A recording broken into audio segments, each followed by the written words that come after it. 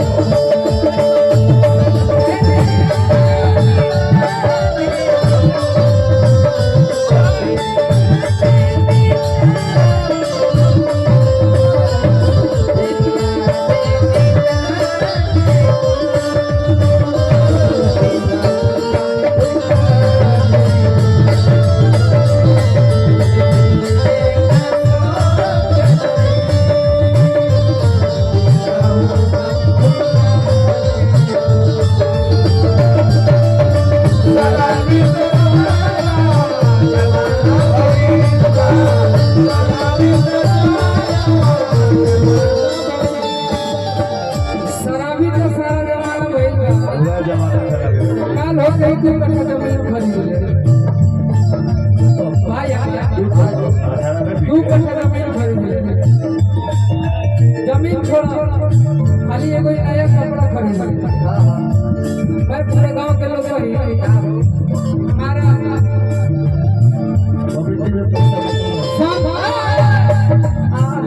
वही बात जाए सब काला बाबा के पूजा करे में प्रोग्राम करे में बड़ी फायदा बा इतना चंदा केकरा से ले ले बा घटल तो अपन घर से ले ले बा लेकिन कार हो लोग नहीं इमरा बड़ी फायदा बा देखा नया कपड़ा खरीद ले पूजा करा के काहे क्या खुशी में क्या सब में कपिया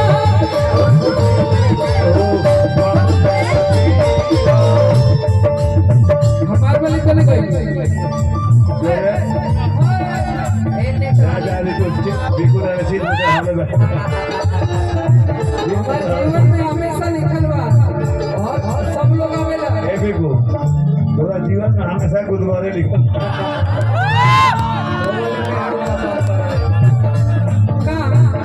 अच्छा राहुल तो मामा बने आके हमारे भैया